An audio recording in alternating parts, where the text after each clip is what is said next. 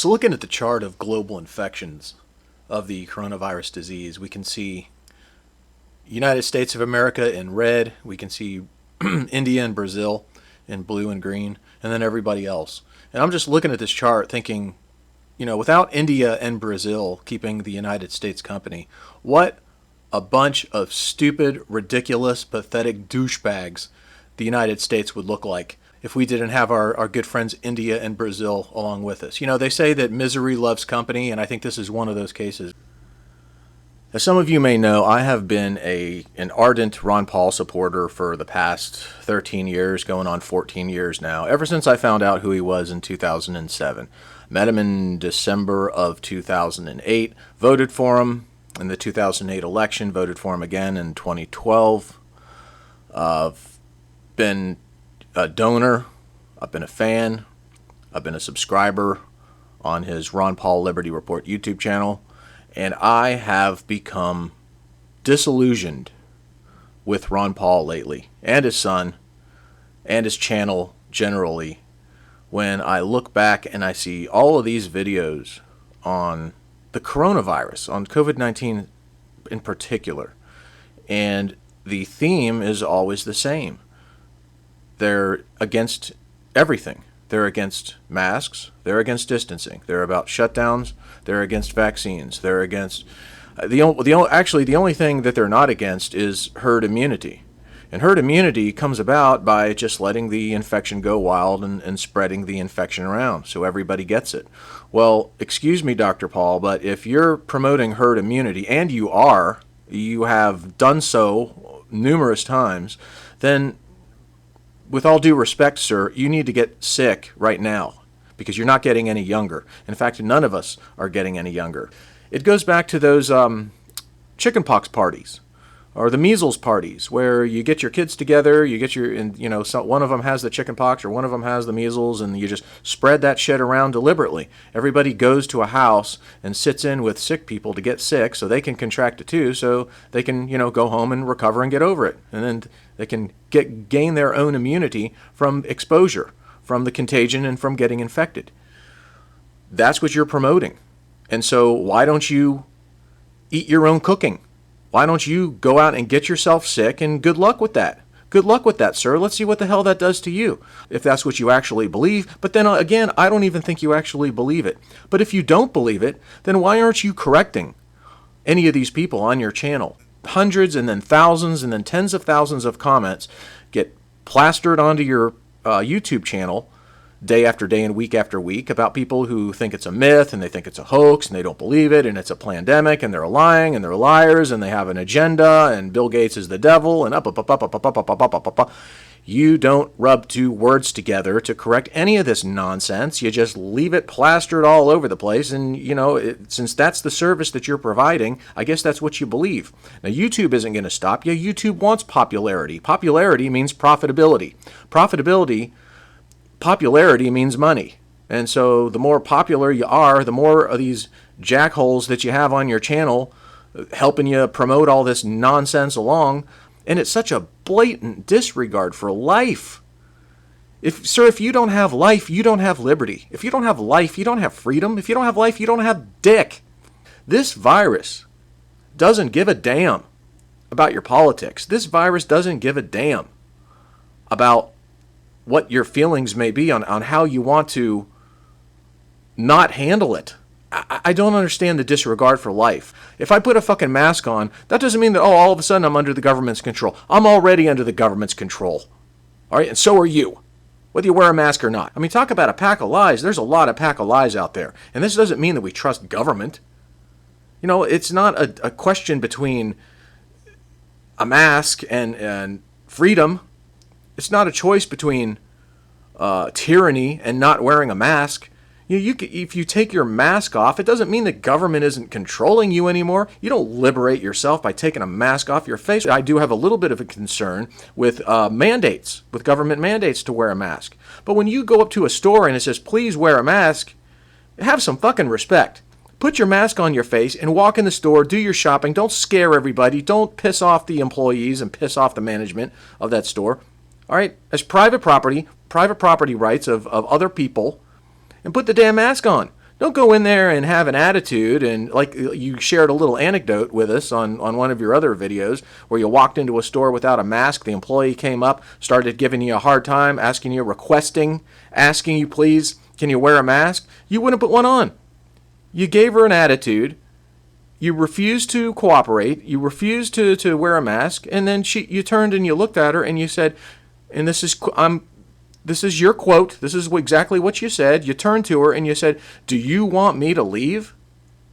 And apparently she just stood there and silently looked at you like she didn't know what to say. Like, oh, I'm going to use this again. I'm going to go around town without my mask on, and when people come up and give me a problem, I'm going to ask them if you want me to leave. Sir, with all due respect, if you came up to me and you were in my store and you weren't wearing a mask and I asked you to put one on and you were giving me attitude, you were giving me lip about it, I would ask you to leave. I would ask you to leave and I would tell you not to come back. I mean, that's that's a no-brainer. That's the easiest thing I would have had to do at work all day long that day. This virus is a multi-system, it's a messenger RNA, it's a wet, slippery RNA virus. It's akin to the common cold. It's the mother of all common colds. It's not the flu, it's a common cold, and it is the mother. The whole medical community and all these doctors and nurses, oh, they're all in on it. They're all a bunch of slimy Democrats who don't like Trump, and so therefore they're lying to you. They want to destroy civilization as we know it. We need better marching orders than that. We need better marching orders, Dr. Paul, than for you to keep telling us, oh, don't wear a mask, don't social distance, don't wash our hands too, I guess? I guess you just want everybody to go out, run around, get infected, and get sick as quickly as possible so we can get to, 80% infection, 90% infection? I guess we're going to somehow magically protect our senior citizens so they don't die? We're just going to pretend that the people 75 and older aren't going to get the virus, and we'll just make sure somehow that everybody that's under 75 is going to get sick, and so once we get all the younger people sick, then they're going to have herd immunity, and we're not going to need a vaccine next year. As a matter of fact, we're not going to need a vaccine in a matter of a couple of weeks because these vaccines are going to start to be distributed in a couple of weeks. Maybe by the end of the year, maybe not, maybe January, but whatever. It's right around the corner. It's coming right at us. You're not making the vaccine tyranny any smaller than it's going to be. You're making it worse. The vaccine tyranny is going to explode on the scene. We're all going to have these passports. We're all going to have these digital passports. We're all going to be wearing a chip or some kind of a mark that says that, well, we're up to date on our vaccinations. We're probably going to have to go back and get vaccinated once every 6 months, once every 4 months, once every 3 months. This could be a life-changing, life-destroying eventuality that we're running right into. They don't even know the long-term effects of the virus yet to think that they're going to know the long-term effects of the vaccine. Have there been any random control trials? Is there any peer review with Operation Warp Speed? You can't rub two words together in criticism of Trump lately. Do we have time in Operation Warp Speed to have some peer review? To have some double-blind, placebo-controlled, random control trials of these vaccines that are coming out? Or we don't have time for this. When it's warp speed, you just skip all that shit. You just dump it on everybody as fast as you can. That's what warp speed means. And we don't have any criticism of that. You're a medical doctor. You can't even wear a mask. You can't even volunteer to wear a mask of your own volition, of your own free will. A long way from where you came from in the Vietnam War, when you were going to get drafted into the war and you were a medical doctor and you just decided to volunteer as a flight surgeon in the Air Force. You did what you had to do. They were going to force you into the war and force you to do it. So you took the easy way out. You're like, well, I'm a doctor. I can use my doctor skills here, and I can have a cushy job where I don't have to put myself at risk. Yeah, you weren't getting your ass shot off in the Vietnam War, but you had to sacrifice for your life. You had to do something. Were you complaining about that? Where are the complaints about that? Why don't you go back in time and think about the tremendous sacrifice that you had to make as a younger man? You don't say anything about it. I guess that was fine. Vietnam? Send 2 million Americans into Vietnam. Okay? Kennedy was taking 16,000 soldiers out. You shot him in the head. You sent 2 million in. Not you personally, but we as a country did this. And I don't hear the complaints. I mean, we got to start at the origins. We got to go back to where all this bullshit began. That's a good starting point right there. Because before that, it was Korea. We were coming to the aid of a friend. At least we were coming to the aid of a friend. At least I can say in the Persian Gulf War, we were coming to the aid of a friend in that case too. Except there was a bunch of bureaucratic and political shenanigans that we played. I think it was April Gillespie and one of the ministers of Iraq. her telling him that, well, we're not going to get involved in any of your, Arab on Arab conflicts or whatever. We're not going to get involved in any of your disputes that you have and with the neighbors. Of course, he said, well, I got the United States off my back. I can just go ahead and attack. And of course he did. It didn't take a rocket scientist, didn't take Nostradamus to figure out that that's what was going to happen. So it was a preventable war.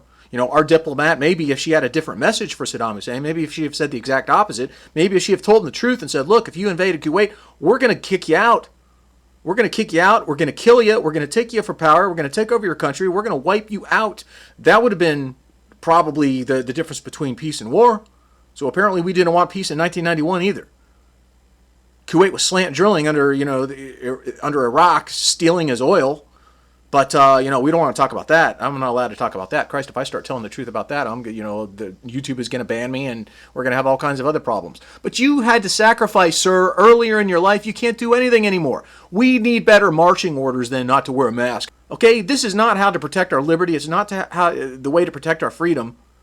This is not how to save ourselves from tyranny or, the government at large.